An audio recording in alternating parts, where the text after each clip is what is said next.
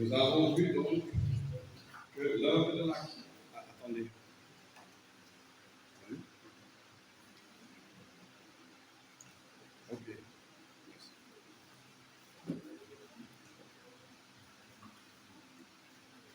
Nous avons donc vu que la croix est la preuve de ce que Dieu est saint, parfait en sainteté, en lumière, mais qu'il est aussi amour, parfait en amour.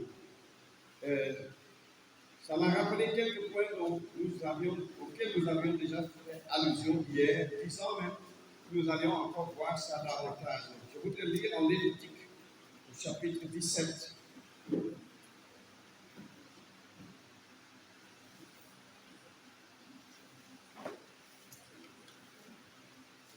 Au verset 11. Lévitique 17, verset 11 à la fin.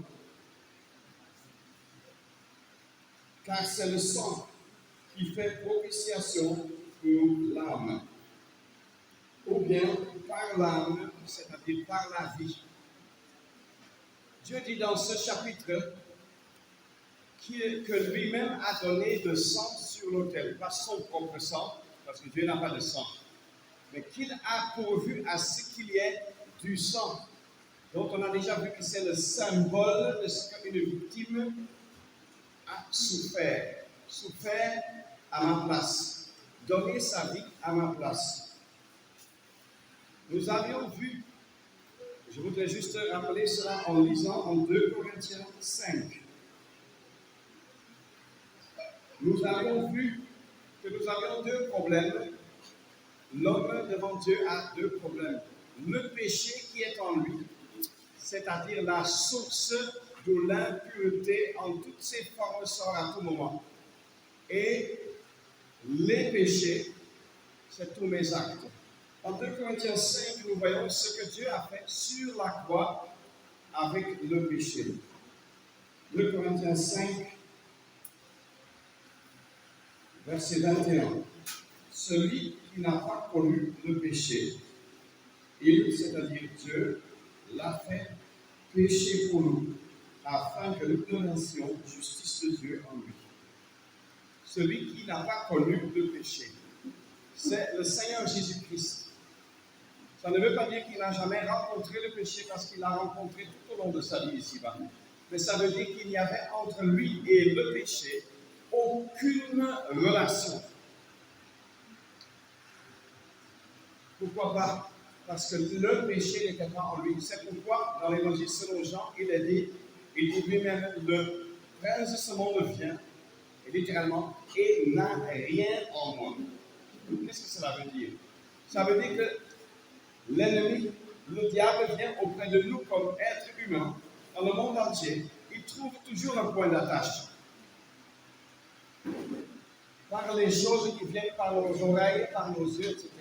Sachant que ça se tisse, ça se lie avec le moi, la chair, comme on appelle souvent, ou bien la vieille nature. Je ne veux pas entrer maintenant dans les détails de différence entre ces expressions, mais de toute façon, le péché même trouve un point d'attache en nous, puisque la source est en nous. Ce n'était pas le cas chez le Seigneur Jésus-Christ. C'est pourquoi le diable vient et n'a aucun point d'attache en Christ.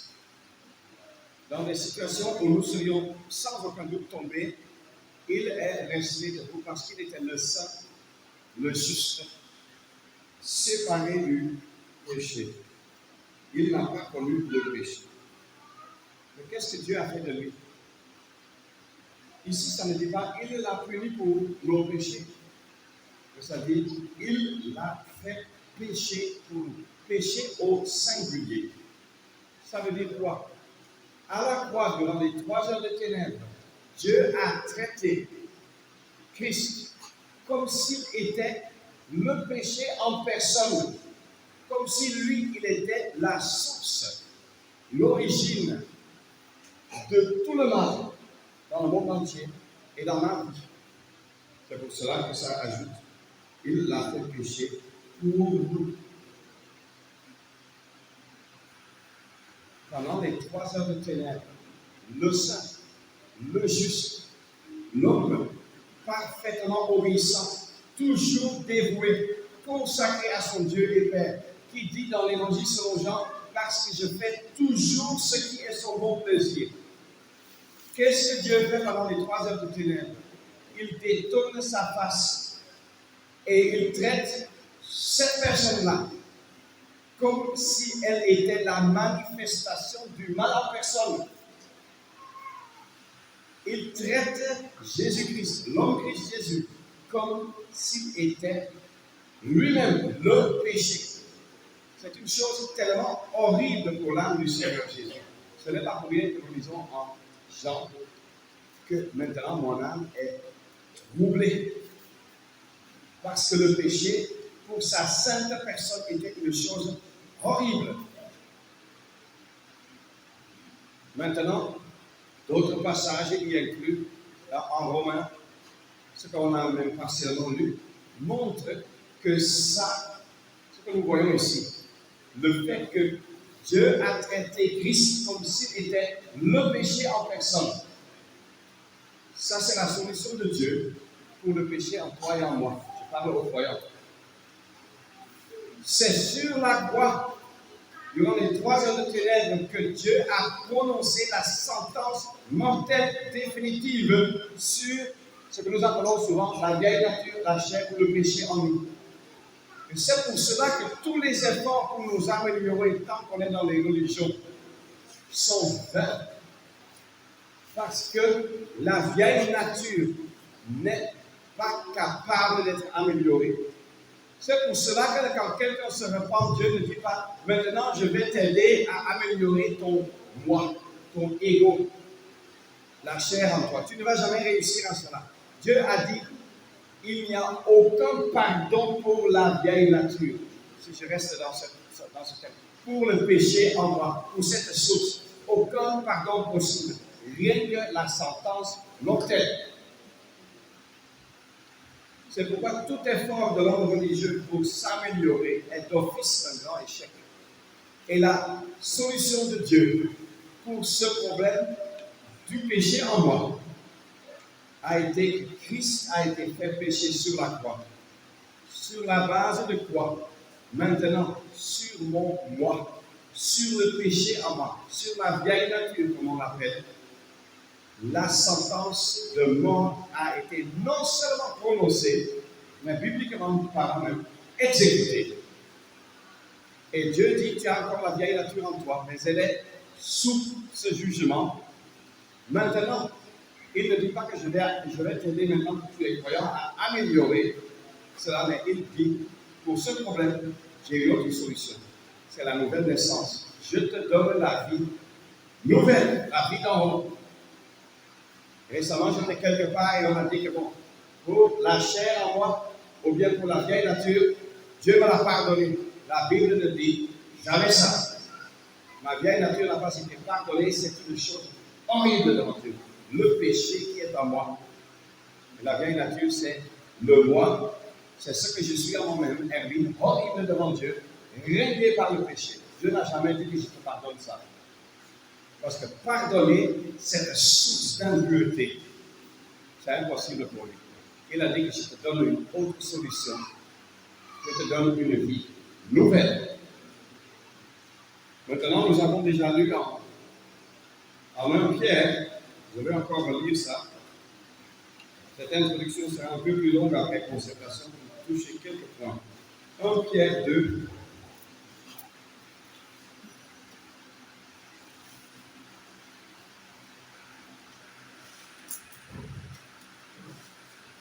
En 1 Pierre 2, nous ne lisons pas que Christ n'a pas connu le péché, mais en 1 Pierre 2, nous lisons lui, au verset 22, qui n'a pas commis le péché.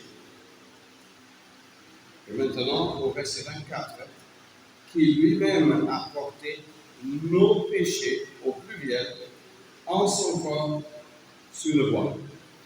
Sur la croix, durant les 3 heures de ténèbres, Christ a porté le jugement de Dieu sur mes péchés, sur toutes mes paroles, tous mes actes, toutes mes pensées, toutes mes attitudes, etc., etc. qui déshonore Dieu. Dieu a porté le jugement là-dessus en Christ, a fait venir le jugement sur cela quand Christ s'est chargé de mes péchés. Chaque croyant ici présent et dans le monde entier peut le dire. Sur la base de quoi maintenant Dieu dit, je te pardonne tes péchés. Parce que le jugement pour cela a déjà été porté. Dieu est juste. Il ne juge pas deux fois le même péché. Et Christ a souffert pour tous mes péchés. Chaque croyant dans le monde entier peut le dire. Raison pour laquelle je suis maintenant sûr que mes péchés sont pardonnés. Pas seulement mes péchés d'avant la conversion, mais mes péchés à travers toute ma vie. Tous mes péchés. Même si le croyant est dans un état anormal quand il pêche. Ça reste vrai. Mais la Bible dit, mes péchés ont été pardonnés. Le péché à moi n'a pas été pardonné, mais on dirait presque, oui, la sentence mortelle a été prononcée et exécutée là-dessus sur la croix. Et en même temps, Christ a porté le jugement sur mes péchés, raison pour laquelle Dieu me les pardonne. Et ça nous amène à des expressions qu'il faut bien comprendre. Nous avons déjà lu en Lévitique sur la propitiation. Et nous pensons souvent au fait que le point essentiel, c'est que mes péchés soient effacés. Ce n'était pas le point essentiel. Le point ou le but principal ou primordial, moi je dis, pour lequel Christ est venu sur la terre, c'était quoi? Beaucoup de croyants disent pour nous sauver. C'est vrai qu'il est venu pour nous sauver, mais ce n'est pas le but primordial. Nous sommes souvent très égoïstes, donc nous pensons tout de suite à nous-mêmes, ce qu'il a fait pour nous. Mais le premier but pour lequel il venait, c'était pour la gloire de Dieu. Voici, je viens, ô Dieu, pour faire ta volonté. Et c'est pour cela que dans le psaume 69, il dit ce que moi, je n'avais pas gravé, je l'ai rendu. À savoir, il a rendu à Dieu la gloire que nous, comme pécheurs, nous avions ravie. Maintenant, on trouve dans la parole de Dieu l'expression propitiation. Et il est vrai que des conséquences de la propitiation découlent pour nous. Mais le but de la propitiation, c'est cet aspect de l'œuvre de Christ quand il est mort, quand il a souffert et quand il est mort, pour rendre la gloire à Dieu, pour réparer, pour restituer à Dieu la gloire, pour montrer même au-delà de l'imaginable que Dieu est bel et bien amour et qu'il est bel et bien lumière. Il a prouvé devant la création tout entière que Dieu est celui qu'il dit être, juste, saint, lumière, amour, etc. Le premier but, je répète, pour la venue du Seigneur Jésus-Christ sur la terre était de faire la volonté de Dieu, de donner la gloire à Dieu. Et la propitiation est cet aspect quand il a rendu la gloire à Dieu, quand il l'a glorifié dans sa vie, mais en particulier dans ses souffrances et sa mort. Est-ce que donc la propitiation n'a rien à faire avec nous? Si. Nous profitons de conséquences de cette propitiation, c'est-à-dire de ce que la gloire de Dieu a été restaurée. Mais comme on a vu, et dans le plan de Dieu, c'est même des points liés, il fallait que sa gloire soit restaurée et le pécheur sauvé. Nous trouvons que Christ est mort comme propitiation, mais nous trouvons aussi que Christ est mort comme substitut. Il est mort à la place de chacun qui se repent. Il est mort à la place de chaque croyant. Ça, c'est une grâce particulière. Nous avons donc dans la parole propitiation qui vise d'abord Dieu. Nous avons aussi substitution ou bien aussi expiation. L'expiation de nos péchés veut dire que nos péchés ont été effacés de devant Dieu. Par comment? Par la même œuvre de Christ sur la croix, par le sang de Christ. Donc, maintenant, il y a un point important dans la Bible, c'est que la propitiation que Christ a faite est envers Dieu et chaque croyant en profite parce qu'il sait maintenant que ses péchés sont expiés. Dieu a été parfaitement satisfait. Christ est mort à sa place sur la croix. Mais les conséquences de la propitiation que Christ a faite sur la croix sont encore de nos jours offertes à tout le monde.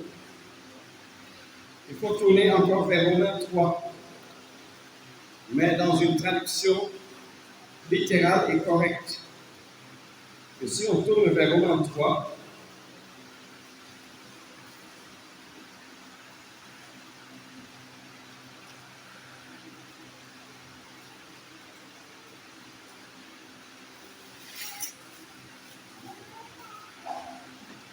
oui, verset 21. Maintenant, sans loi, la justice de Dieu est manifestée. Témoignage lui étant rendu par la loi et par les prophètes. Maintenant vient le verset. La justice de Dieu par la foi en Jésus-Christ, envers tous, virgule, et sur tous ceux qui croient. Plusieurs traductions ont un peu tordu le verset-ci, mais ça dit que la justice de Dieu est envers tous. C'est-à-dire l'œuvre de Christ sur la croix. Les conséquences de cette œuvre sont offertes à tous, envers tous. Nous le savons parce que l'évangile est prêché dans le monde entier, indépendamment de peuple, de race, de langue, de sexe, etc. De rang dans la société. Tout le monde est visé, tout le monde reçoit cette offre. Mais la justice et ses conséquences ne viennent que sur tous ceux qui croient. L'offre est envers tous. L'offre est seulement profitable pour ceux qui l'acceptent. Nous lisons la même chose en Matthieu au chapitre 20.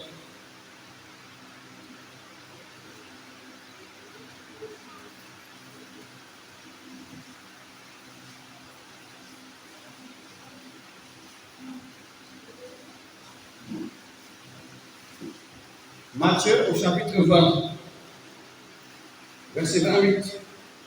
Le Fils de l'homme n'est pas venu pour être servi, mais pour servir et pour donner sa vie en rançon pour plusieurs. Maintenant, nous tournons vers 1 Timothée 2.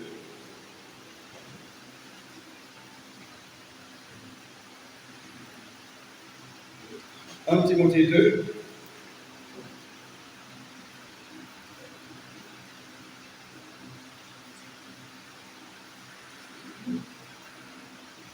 au verset 5, ça parle du seul médiateur entre Dieu et les hommes. Verset 6, l'homme, Christ Jésus, qui s'est donné lui-même en rançon pour tous. Qu'est-ce qui est maintenant vrai? Matthieu 20, verset 28, ou 1 Timothée 2.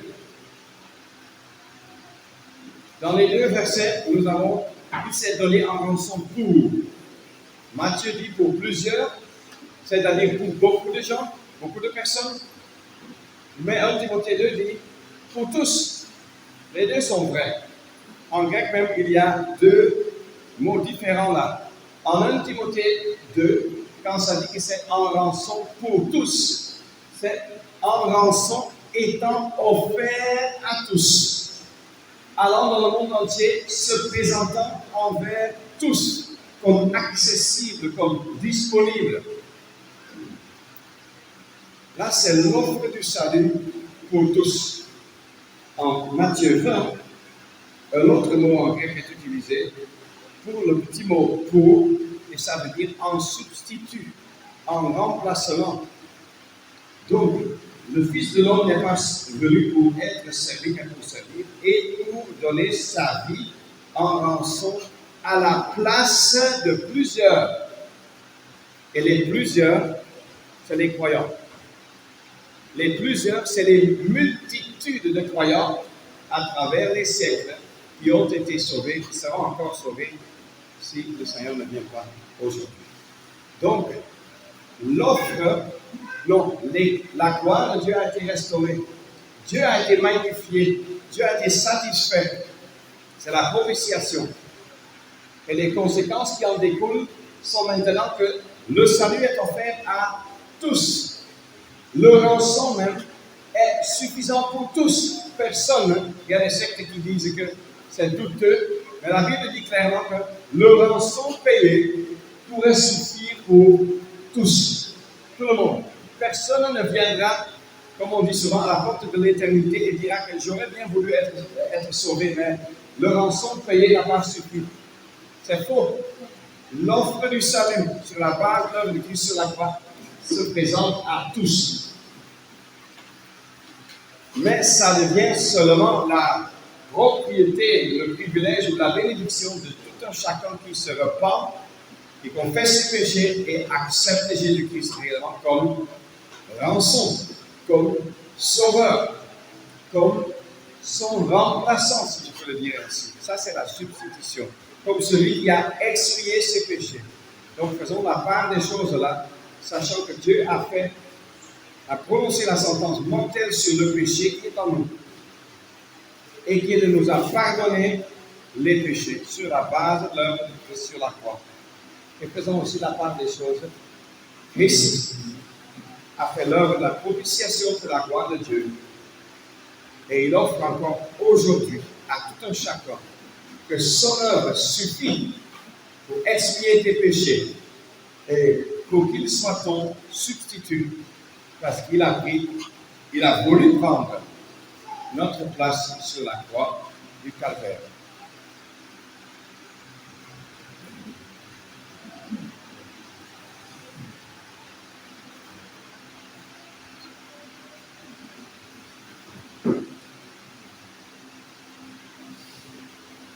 Notre programme parle d'une seule justice. Et nous allons trouver cette expression en Romains chapitre 5. Et nous avons lu là-bas que au niveau du verset 18, ainsi donc, comme par une seule faute, les conséquences de cette faute furent envers tous les hommes en condamnation, ainsi aussi, par une seule justice, les conséquences de cette justice furent envers tous les hommes en justification des vies. Mais déjà, au début du chapitre, il était clairement dit selon quel principe on est justifié. Ayant donc été justifié sur le principe de la foi. Donc, nous avons contemplé tout à l'heure l'œuvre merveilleuse qui est appelée ici le seul acte de justice. Cette œuvre, et on peut maintenant comprendre, en ayant été attentif à ce qui nous a été dit, que le Seigneur Jésus n'était pas tenté de reculer. Lorsqu'il suppliait, c'est le couple peut s'éloigner.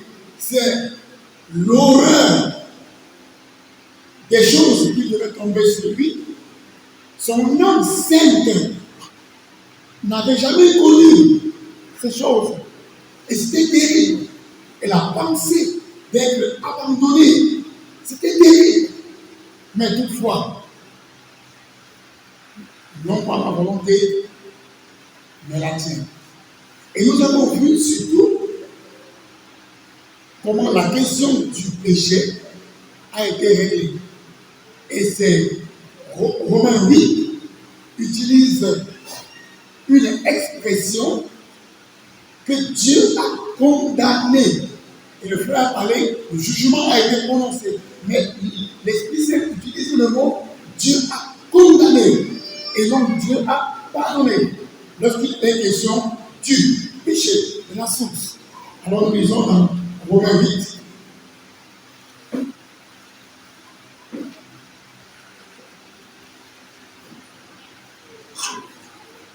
Nous allons lire les 3 premiers versets. Et il n'y a donc maintenant aucune condamnation pour ceux qui sont dans le Christ Jésus. Car la loi de l'Esprit de vie dans le Christ Jésus m'a affranchi de la loi du péché et de la mort. Car ce qui était impossible à la loi, en ce qu'elle était faible par la chair, Dieu, ayant envoyé son propre Fils en ressemblance de chair de péché, et pour le péché, a condamné le péché dans la chair. Cette condamnation du péché dans la chair a eu lieu où? Nous l'avons entendu à la croix. Quand, pendant les heures de l'abandon, beaucoup pensent que c'est dans leur chair, à eux, que Dieu a condamné le péché. C'est possible. Il dit, Dieu ayant envoyé son Fils en ressemblance. Pourquoi c'est ressemblance?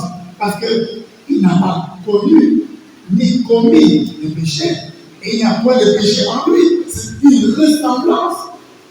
Il était semblablement comme toi et moi, mais dans le fond, il était pur. Il était une victime pure, une victime parfaite.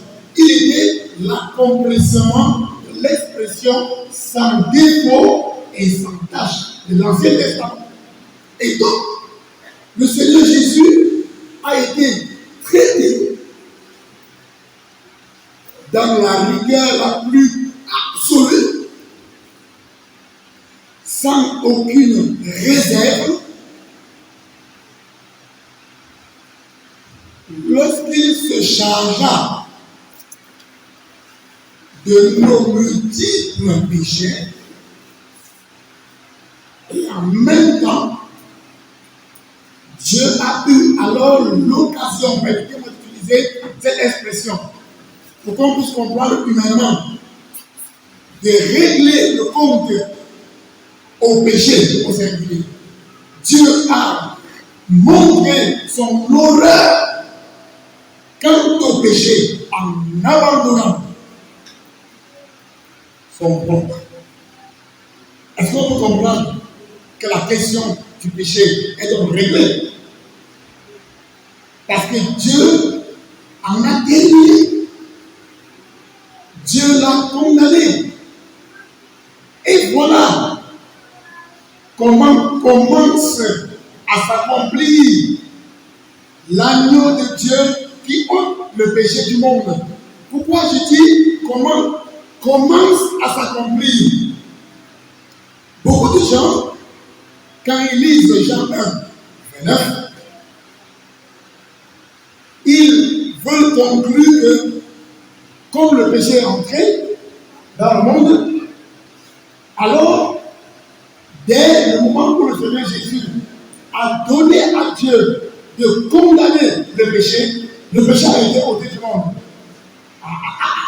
C'est dangereux parce que chacun de nous, le péché habite. Même étant croyant, même étant devenu enfant de Dieu, vous n'avez pas lu Romains 7. Et même si tu dis que le péché n'habite pas en ta chair, d'où viennent même ces pensées mauvaises que tu as? Maintenant, ça vient d'où? Donc, par toi ou par moi, le péché est encore dans le monde. Mais l'amour de Dieu qui ôte le péché du monde, c'est l'œuvre a été placée lorsque Dieu a condamné. Mais vous savez très bien que on peut condamner et le moment d'exécuter, il y a un temps. Et il y a un temps où le péché sera totalement jusqu'au moindre racine et éradiqué du monde. Un temps arrive. Et c'est le Seigneur qui ôte le péché du monde. Il ôte. Mais quant à Dieu, du côté de Dieu, l'affaire est réglée. Maintenant, du côté de Dieu, Dieu n'est pas devenu propice quand Christ a été livré. Mais Dieu a été manifesté comme tel. C'est bon de comprendre ça. Parce que souvent on pense que Dieu est devenu propice. Non, Dieu l'a toujours été. Mais ses gloires, ses exigences ne pouvaient pas être cachées. Alors il est maintenant possible pour tous les hommes de recevoir les conséquences de ce seul acte de justice. Et il est dangereux de confondre le seul acte de justice aux choses que tu as faites. Quelqu'un dira, je suis sauvé parce que j'ai confessé. Si tu n'as pas plus à dire, ou s'il ne s'est pas passé plus que ça, alors il y a un problème. Et nous avons trouvé beaucoup qui se disaient enfants de Dieu parce qu'ils ont confessé. Et ils ont fait ça parce qu'à l'école du dimanche, de dimanche en dimanche, on leur disait confesse. Les parents disent confesse. Les moniteurs disent confesse. Le pauvre se met à genoux et confesse. Et il croit que tu es enfant de Dieu. Comment? Quand tu confesses que tu as volé, en quoi ce vol est pardonné? C'est la preuve que tu mérites la chicotte de Dieu. Quand tu confesses que tu as menti, en quoi le fait de confesser que tu as menti enlève le mensonge? Tu n'as fait que rendre le jugement facile. Je ne méprise pas la confession, mais je voulais avertir tous ceux qui pensent qu'ils sont sauvés parce qu'ils sont confessés, parce qu'ils ont appliqué un Jean 1 à eux, maladroitement. Ceux qui appliquent un Jean 1 sont déjà sur le terrain de l'aspersion du sang. Ils sont déjà sur un autre terrain. Mais pour celui qui n'a pas encore cru véritablement, dis que parce que j'ai confessé, je suis sauvé, tu te trompes. La preuve, quand on te demande ensuite où sont tes péchés, tu te dis, qu'est-ce qui manque? Il manque l'essentiel. Il manque ce qui aurait dû produire une véritable confession. Il manque d'avoir vu ce Seigneur souffrant pour toi, mourant pour toi, abandonné de Dieu pour toi, payant pour tes péchés. Il manque, et là on peut comprendre d'autres choses après. Il y a beaucoup de choses, on n'a pas besoin de les comprendre pour être sauvé. On a besoin d'une seule chose pour être sauvé. Mais après, on a besoin de connaître mieux le Seigneur. Ne confondons pas aussi les choses.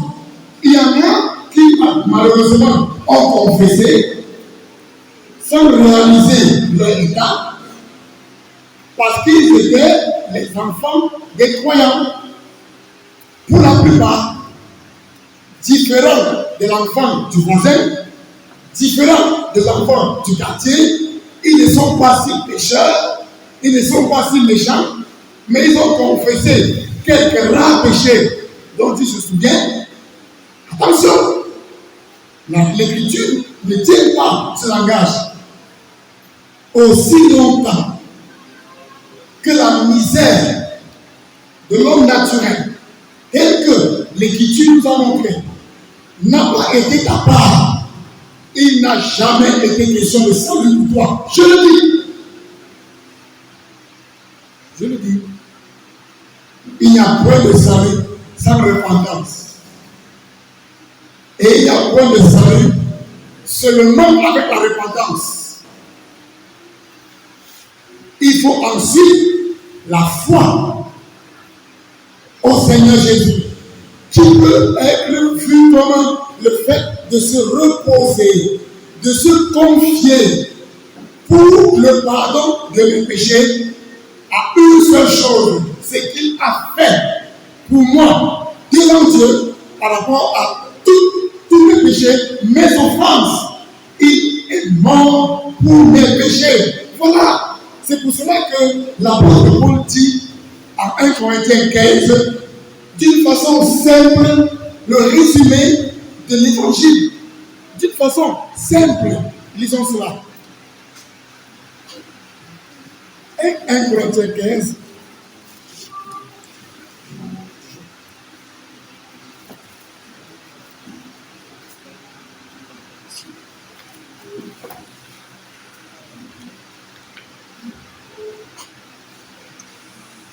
Alors, on va lire à partir du début.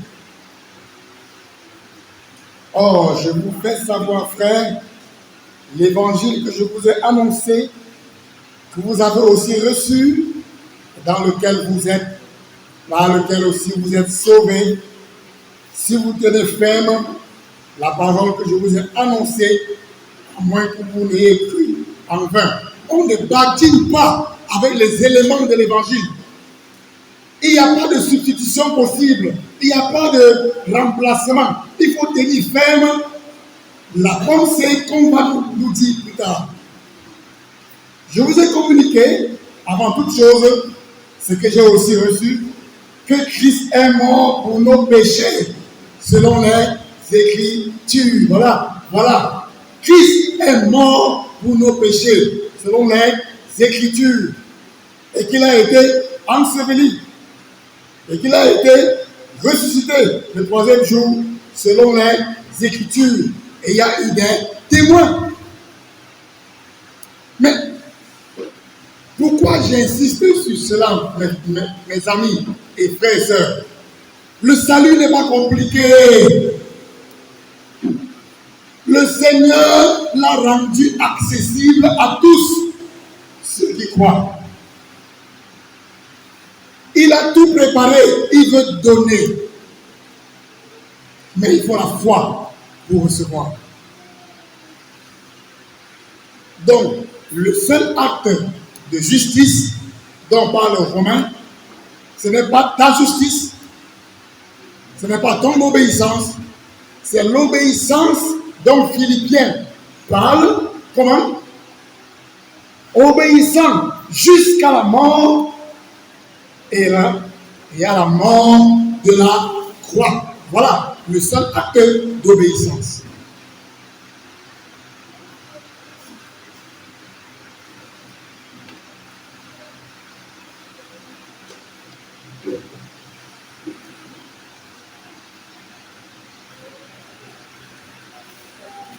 Il y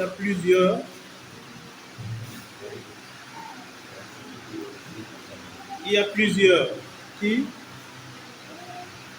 comme moi, ont écouté quelque chose qu'on a appelé l'évangile, mais qui en réalité n'était que des lois ou encore un encouragement à être un religieux.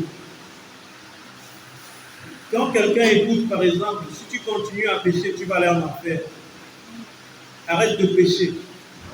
Confesse tes péchés. Et beaucoup de choses. Lis ta Bible. Prie chaque jour. Participe aux activités chrétiennes. Crois au Seigneur Jésus. Tout ça, ce n'est pas l'évangile. Et ça pousse, comme je l'ai aussi connu au début, un homme a beaucoup d'efforts, a beaucoup de décisions. D'abord, je décide de confesser mes péchés. Je décide de ne plus jamais pécher. Et ceux qui ont essayé ça savent quel est le résultat. On dirait que les choses s'empirent. Et c'est décourageant. C'est, je ne sais pas, le mot me manque pour décrire ce qu'à la fin on ressent. On est dégoûté de tout. On est dégoûté de soi-même. On est dégoûté du monde. On est dégoûté de la vie. On veut même disparaître dans la nature. Vous pensez que c'est la bonne nouvelle, ça? Mais la bonne nouvelle, comme l'apôtre Paul le dit dans Romains chapitre 1, au verset 2, l'évangile de Dieu, lequel il avait, Romains chapitre 1, je lis à partir du verset 2, l'évangile de Dieu, lequel il avait auparavant promis par ses prophètes dans les saintes écritures, touchant son fils. La suite est aussi intéressante. Et maintenant, le verset 17 montre que dans l'évangile de Dieu, la justice de Dieu y est révélée. Et l'évangile de Dieu, qui parle de la justice de Dieu au verset 16, montre que c'est la puissance de Dieu en salut à quiconque croit. Pas ma puissance. Je suis incapable, mais puissamment et totalement et complètement, Dieu a accompli ce qui est suffisant pour le salut de quiconque croit. Une seule justice. Ce n'est pas la mienne. C'est la justice du Seigneur Jésus. Si je ne sais pas ce que ça signifie, si je ne connais pas la valeur de cette justice devant Dieu, et si je ne comprends pas que c'est la seule justice qui puisse me sauver, il est la justice de ceux qui croient. Et l'apôtre Paul en parle dans Philippiens, où il dit qu'il ne veut pas être trouvé devant Dieu dans autre chose, si ce n'est dans la justice de Dieu. La justice de Dieu. Mais, si je te demande, est-ce que tu es un enfant de Dieu? Oui. Mes parents me l'ont dit. Les moniteurs me l'ont dit. Mes frères même me disent que je suis enfant de Dieu. Attends, mais sur quelle base? Comment es-tu devenu enfant de Dieu? Et que signifie même pour toi être enfant de Dieu? Et maintenant, le cadeau que nous avons eu, c'est que Dieu se glorifie en ce qu'il pardonne sur la base de cette justice que lui-même a accomplie gratuitement le pécheur qui accorde la valeur, qui croit, qui comprend. Dieu dit, voilà ce que j'ai fait pour toi. Est-ce que nous sommes attentifs à ce que Dieu a fait pour nous? Et à tous ceux qui reçoivent ce cadeau, Dieu leur offre, comme on a vu, maintenant, pour une vie en harmonie avec lui, la nouvelle nature, qui est de Dieu, qui est Christ lui-même. Unis à Christ, nous avons la vie de Christ. Ça, c'est quelque chose de très important à comprendre. Sinon, la marche ne pourrait pas être telle que Dieu attend de nous, même si nous sommes enfants de Dieu. J'ai souvent l'habitude de dire, Dieu n'est pas un mécanicien. Il n'est pas là pour arranger ce qui est gâté. Il laisse de côté ce qui est gâté et il commence quelque chose de nouveau qui vient de lui. Et ce qui est né de Dieu ne peut pas pécher. Et dans 1 Pierre, il y a juste une expression que je voudrais lire.